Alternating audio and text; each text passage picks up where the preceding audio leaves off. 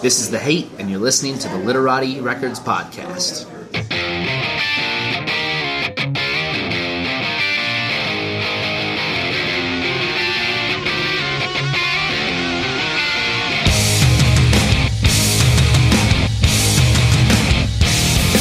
Black hands on the ceiling, and oh my God, it's so demeaning. We are the deviating culture. We are the new world order. We're contagious battle unity, a coalition of humanity. But we will not accept the bad boundaries. I'm not moving back, I'm not moving back. I won't stand ignorant to all I say. Not moving back, I'm not moving back. I won't stand, I won't stand. And how should we communicate when Mary can't speak? And why should we care when Mary can't eat?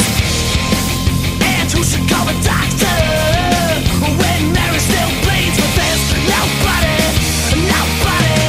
Not moving back, I'm not moving back. I won't stand ignorant to all I say. Not moving back, I'm not moving back. I won't stand, I won't stand. Not moving back, I'm not moving back. I won't stand ignorant to all I say. Not moving back, I'm not moving back. I won't stand, I won't stand.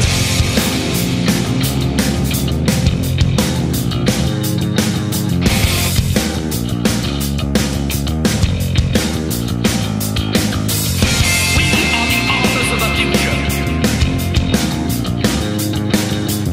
We are the architects of a time regarded as still to come. And we will rise like the sands of the desert, rise like the waves of the ocean and the winds of the mountains, and you will hear us, you will see us, you will feel our words in your bones, in your very soul, for we are the future. We are the future. We are the future. We are the future.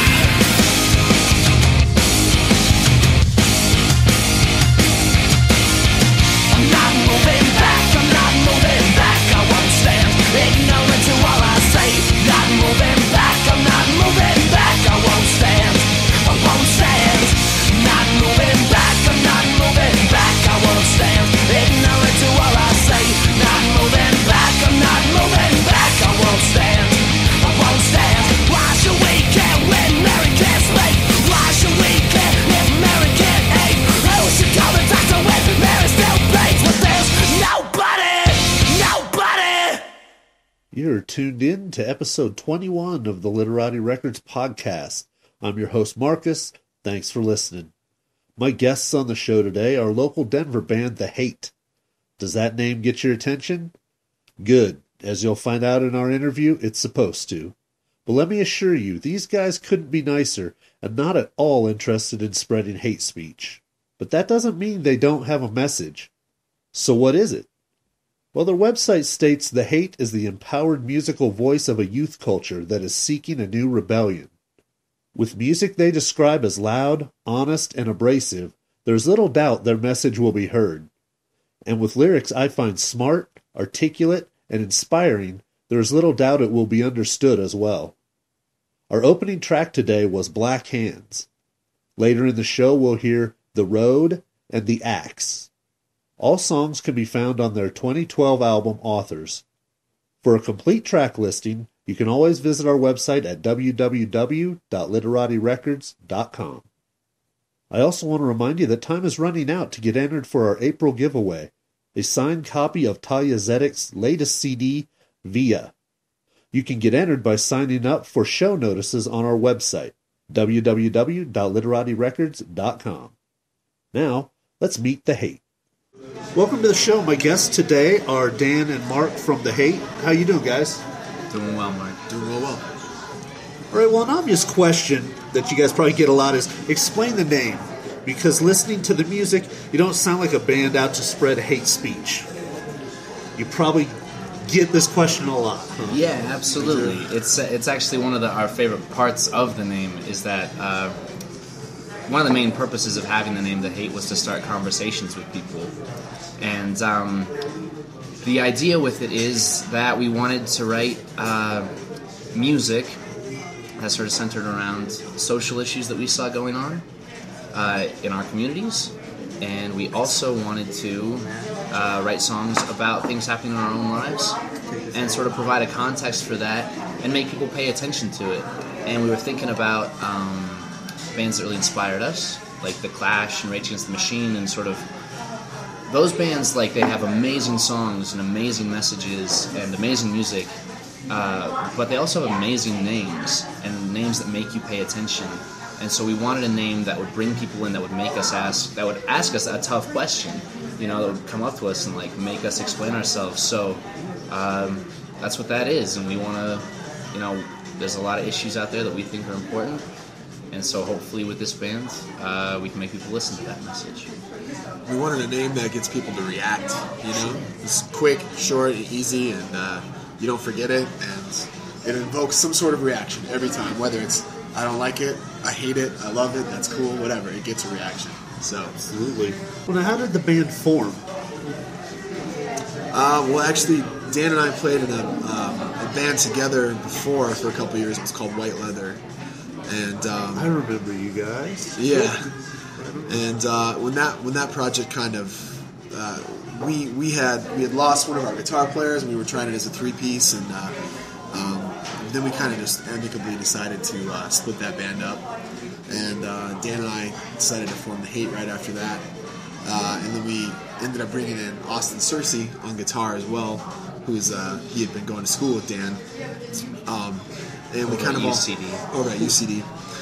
And we had kind of all just sort of started playing together. We had some songs written, and Austin just kind of fell into it real easily, and we kind of just went from there.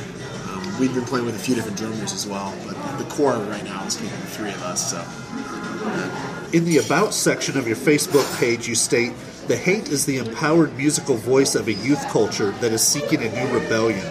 Can you elaborate on what that means? Absolutely. We write songs first and foremost for kids because we remember what it was like when we were like 12, 13, 14, 15, going to those first shows, and the impact that those shows had on us at that stage in our lives. I mean, I'll never walk into a show again and be able to have like the same experience, because you go in there allowing yourself to just soak up so much of the experience and not having any judgment about it, and those are the shows that changed our lives and made us want to do what we do. And so those are the kids that we want to write songs for, that we want to put on that show that inspires those kids to do what we do, or at least to follow their passions. And I mean, that's why we bring the youth into that message. And be open to new experiences, because those are the kind of experiences that stay with you, those kind of eye-opening, oh wow, this is what it's all about. Those stay with you forever, and they shape who you are forever. It challenges us too to stay passionate about what we do and to make sure that we're authentic in how we bring our message and our performance to people. Well, you describe your music as loud, honest, and abrasive. There's depth to the writing as well. Do you have a primary songwriter, or is it more of a group effort? For the songs on Authors, most of them were, written mainly by Dan, and Austin and I would help him with the arrangements and kind of just the final shape of the song, but the core songwriter has always really been Dan. As far as that goes. A lot of times, like, I'll bring an idea to the table, and then sort of give feedback. I'll be like, all right, here's a chorus, here's a verse, here's a bridge, what do you guys think? And then those guys will pick it apart, and they'll be like, I love that, I hate that, let's elongate that part, do that twice, and so the form would come out of that. And we've really learned to sort of, I think, trust each other and trust each other's instincts, and really learn how to... We all know that we're coming at the songs from sort of the same place, and I've never felt that before in a band, and it makes the writing much more enjoyable and really fun, even when it's hard. Probably a little more cohesive as a group.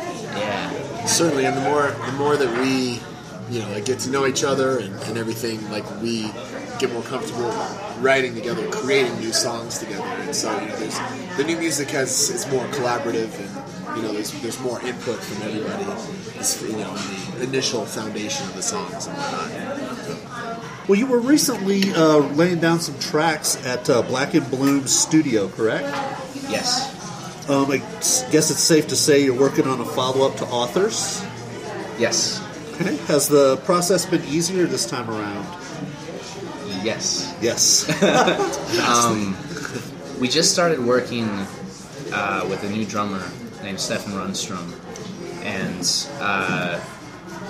we'd done one practice with him a month ago, 6 weeks ago, not that long ago. Yeah, 6 weeks. And there was just sort of a feeling in the room during that practice. Stefan was actually the very first person that Mark and I hit up about doing The Hate, even before we met Austin. Yeah, Austin was even the best. White Leather was finishing up, and I was talking to this producer, engineer friend of mine, JP Manza, and asked him, if he knew any drummers, and he was like, well, I think Stefan Rundstrom's project just ended, hit him up. So I remember sending him a message on Facebook, and he hit me back, and he was like, well, I'm moving to Chicago in 2 weeks, and I was like, oh, man. And then sort of through a bunch of happy accidents, he came back into our lives, and he's living in Fort Collins now, so we did that practice, and then we started doing pre-production for the record at his house, because he's got a little studio in his basement, and recording all the songs, listening back, fine-tuning, and we recorded the new EP, it's going to be called the Resistance EP, in 20 hours. Wow. 20 hours of tracking, Yeah. That's pretty good. Whereas Authors took 7 months. Wow. Big difference. Literally. Yeah. There's just the pre-production made all the difference. Well, it was just the 4 of us. We all... It was even when we were in the studio, there was this one moment, one of the songs, where the engineer and our managers were in the control room, and they sort of said, hey, what if you did something different at the end? And we wrote this whole new ending in 20 minutes. They went outside and smoked a cigarette. The time they came back in, we were like, okay, we got a new ending. And it made it on the record. And it's really exciting right now. There's a lot of new energy in the band, and Stefan's adding a lot of that right now, and it's cool. It's very cool.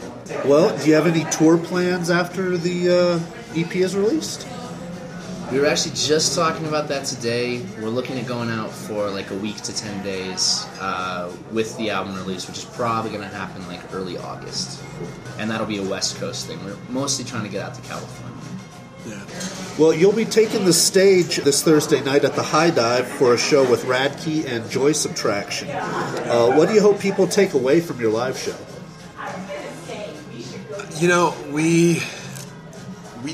We want to inspire people, because we're consistently being inspired, and we love the music, and we want people to walk away from it knowing that we love the music, and hopefully that can influence them also loving and enjoying it as well. We just have such a good time up there, and you see a lot of bands, and sometimes it kind of feels like they're going through the motions, and when we're up there, it's new and it's fresh, nothing's planned, and we just have a great time every show. We can't wait to get on stage every show. For those listening at home, if you like your music loud, honest, and abrasive, I can't think of a better place to be in town than at the High Dive. All 3 bands, Radke, Joy Subtraction, and The Hate, are more than capable of delivering the goods. Thanks for taking time to chat with us, guys. Absolutely. Have a great show Thursday. Thanks for having us. We'll do. Thank you.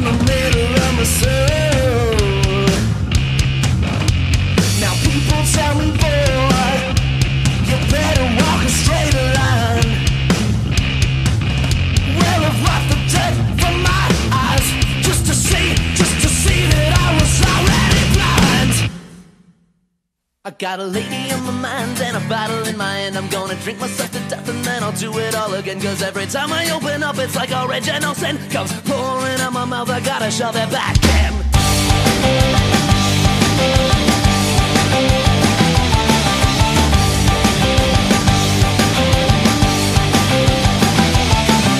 I think tonight's the time to get away, so goodbye, so long. And I'd rather leave here without a gun in my face to say who's right and who's wrong. But there's so many times I should have seen the warnings, and there's so many times I was afraid of what I didn't know.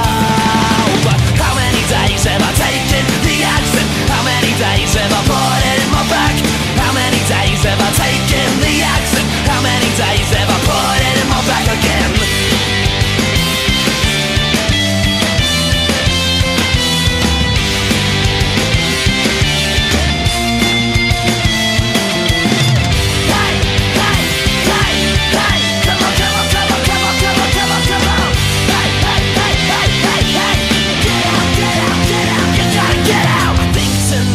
Time to get away, so goodbye, so long. And I'd rather leave here without a gun in my face to say who's right and who's wrong. But there's so many times I should have seen the warnings, and there's so many times I was afraid of what I didn't know. But how many days have I taken the action? How many days have I put it in my back?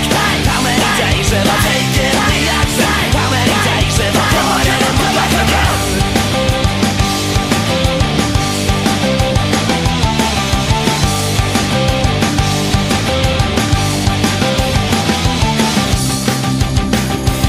I got a lady on my mind and a bottle in my hand. I'm gonna drink myself to death and then I'll do it all again. Cause every time I open up it's like original sin comes pouring out my mouth, I gotta shove it back in.